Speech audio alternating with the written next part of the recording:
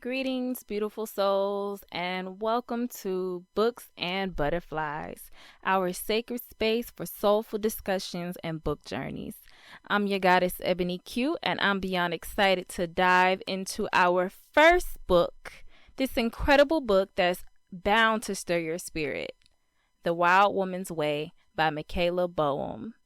This week, we're stepping into the untamed wilderness of the wild woman's way. This gem right here explores the wild, unapologetic spirit that resides within each of us, a spirit that's ready to dance, dream, and liberate our souls. Throughout the week, we'll be sharing quotes, insights, and musings from this book that celebrates the fierce, authentic women we are meant to be. So grab a cup of your favorite tea, cozy up in your reading nook, and let's embark on this wild, soul-stirring adventure together. And don't forget to subscribe, hit that notification bell, and join our soulful community. Together, we'll explore the pages of The Wild Woman's Way and so much more, all with the intention of evolving, liberating, and empowering ourselves through the magic of books. Let's get into it. Greetings. So if you've decided to join us, welcome and thank you for being here. We're going to dive right into this segment of The Wild Woman's Way by Michaela Boehm, starting off with her introduction.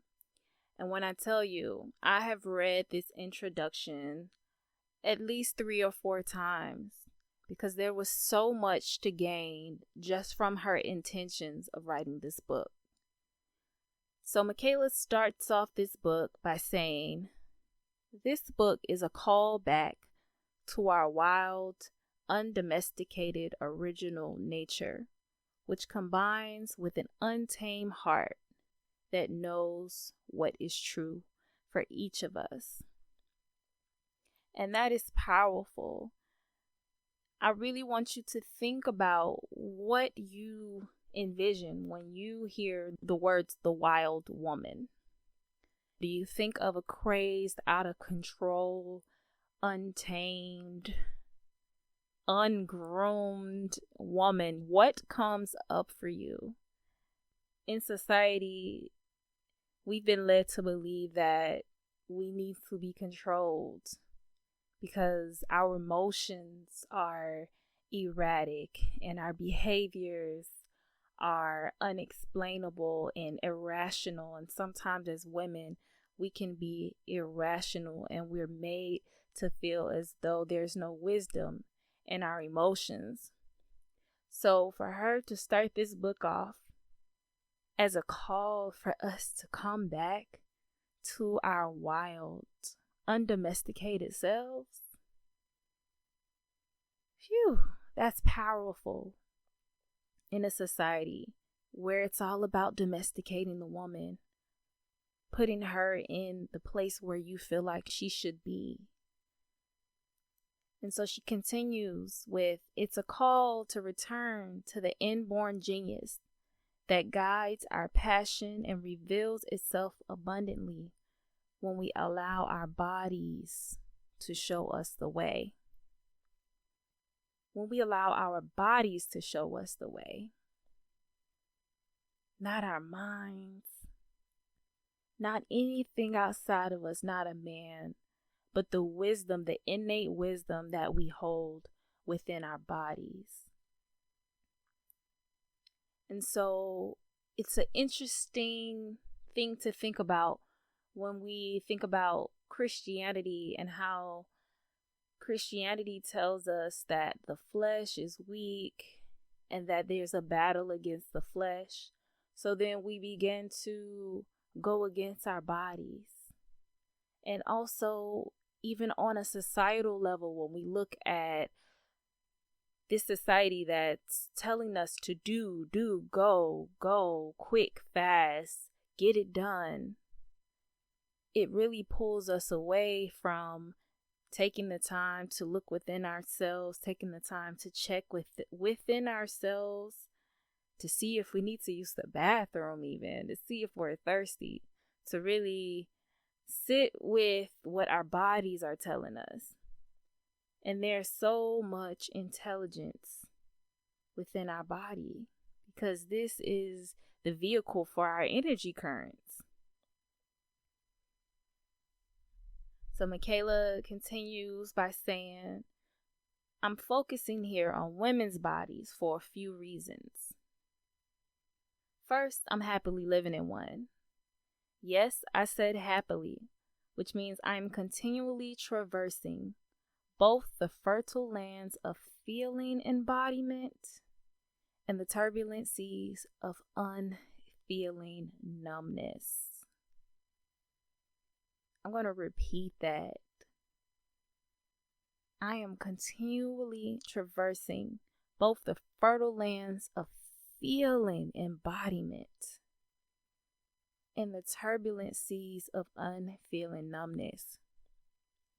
And that resonates with me because on this journey of unfeeling numbness, you start to feel all of these things that you've hidden, that you've tucked away, things that have happened in childhood, things that have happened in past relationships. And when they come up, sometimes it is difficult to move through.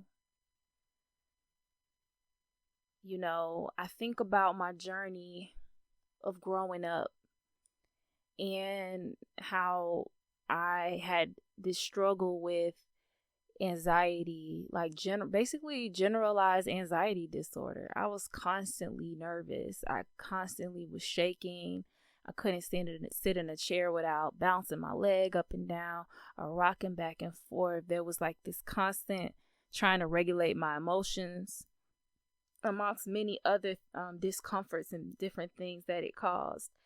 I felt like my emotions were erratic. I felt overly emotional. And it wasn't until I started to uncover all of the things that went unaddressed in my childhood and in my upbringing that I started to really feel like there was healing happening. And this healing was happening in my body. You know, sometimes I had to go and cry about some things that happened a long, long time ago. And I was able to feel those emotions just as intensely as if it was happening right now. So really, I feel her when she says, you know, navigating the turbulent seas of unnumbing. But also within that, she talks about the fertile lands of feeling embodiment. Because this body brings us pain, and we can feel the pains and the emotional turbulence through it, but also there's pleasure to be felt here. There's joy and there's love and there's excitement. And the thing about emotions are when you're numb to them, you're numb to them. I would like to go as far as saying, like, in my experience, when you numb emotions, you numb them all. You can't just say, I want to numb the negative emotions and I want to feel the good ones. Because when you decide you don't want to feel, which I did at one point, you don't feel the fullness of the beautiful, positive emotions either. So the more that we heal and allow ourselves to become more embodied and allow ourselves to feel, we're able to feel those beautiful moments with the depth as well. And we start to really feel the essence of life again.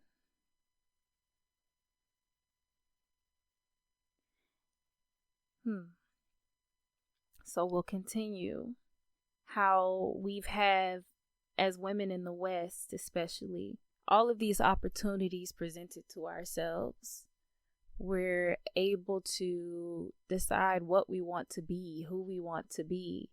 We can be politicians and leaders, whatever, vixens and models, and just really whatever you want to be.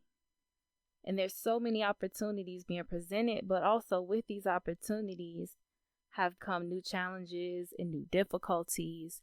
And we're seeing the highest numbers of stress, disconnect from our bodies, more discomfort, and more disease than we ever have. So then we have these spiritual choices, and we can choose to be yogis, we can chant, we can take plant medicine, we can decide to twirl like Sufis. There's so many different choices being presented to us, and we're able to even work on our feminine wilds in different ways. The ways that we express our feminine have increased, whether we want to be tantrikas or get a vajacial or dance on a pole. Like, the options are limitless. But also, like, with this multitude of options, things have begun to get a little bit more overwhelming as well, and confusing. And there's all these sought after pitfalls that require discernment.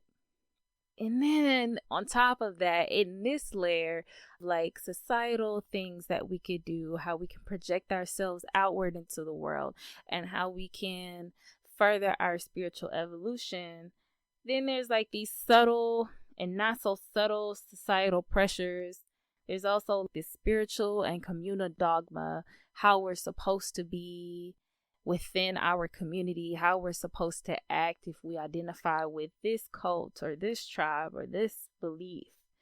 And then there's also our own belief systems that were instilled in us growing up, as well as the ancestral patterns and the habit patterns of our past, that we have to be superwoman to be loved. And that is her quote, to be superwoman to be loved. And that our real choices are more narrow than we thought them to be. And so there's like, even in the midst of what feels like a free society for us, we're still not free fully. Because there's still all of these ideas being projected upon us. And so this is the moment when I ask you to pull out your pencil or your pen or your notepad on your phone and write down some questions, because these were some really powerful questions. And yes, I'm giving you homework. And I would really love for, if you feel comfortable, to express how you interpret these questions and how these ring true for you in the comments. That would be awesome if we can get a discussion going. The question to ask first is, who am I out in the world? Who are you out in the world? How are you projecting yourself? What type of mask do you wear out in the world? And then the next question is, who am I when no one is watching?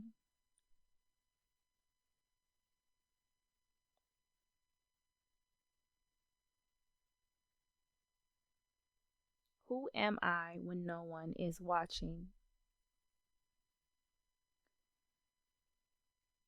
And number 3 is, what does my unguarded heart yearn for?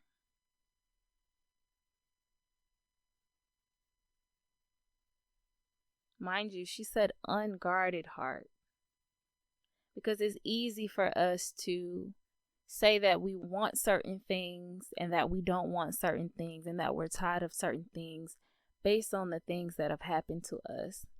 But to be able to shed and strip down to your heart's desire without the fear of not being good enough to receive it, not being worthy enough to receive it, it not being possible for you, but just knowing what it is that you want and knowing that in your heart, if that's what you desire, that you can have. So yes, what does my unguarded heart yearn for? And then number 4 is, who am I when everything is stripped away?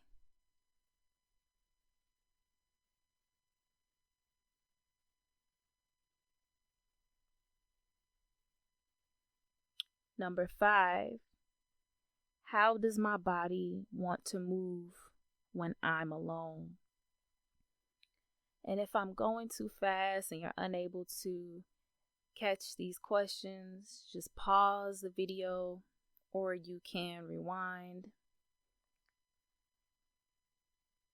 And then the last question is, what would I do if nothing was required of me?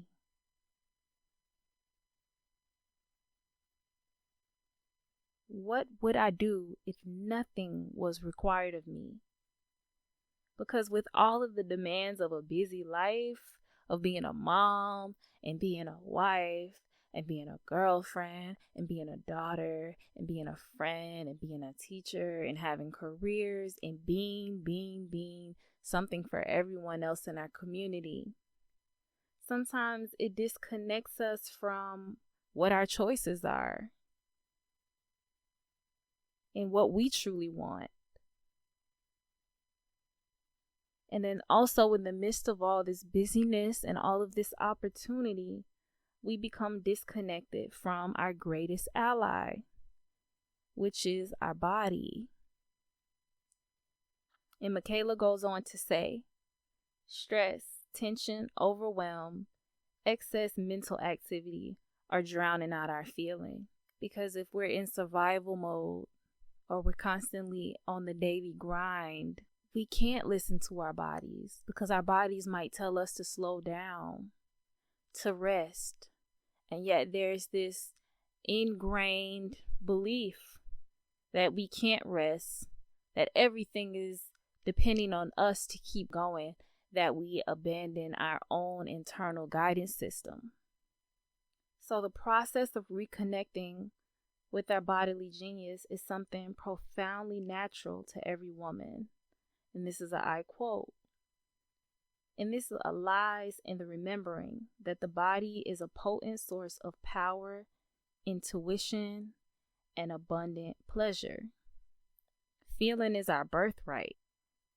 So what Michaela intends for us is that we'll receive information and practices that'll help us resensitize ourselves and come back to our bodies. And so that we can recognize with our feeling bodies and begin to allow its innate wisdom to inform us. And that we'll gain insight to make decisions that'll honor our own true nature and that of others. Michaela goes on to say that the practices are simple and that they're designed to gradually integrate what's important to us into our existing routines. That we don't need anything outside of ourselves, and that this in practice is to help us shift gently from the inside out. So with all of this juiciness, I am really looking forward to diving further into this book with you all. This isn't even the full introduction, but I felt like this was a good place to stop. Because there's already homework and there's already so much to reflect on. And so in part 2, we'll start to discuss Michaela's story, different parts of her life and how she came into this wisdom that we'll be diving into within the chapters of this book. So I trust that this information will reach who it's supposed to reach. And I'm looking forward to continuing this journey with you all. Make sure you like, subscribe, hit that notification bell, and I'll see you next week. If you'd like to purchase a physical copy of the book or listen to the book via audio, Please visit my description bar where you'll find a link to Audible and Amazon. For every purchase that you make, I'll receive a small amount, and it would be greatly appreciated. Until next time.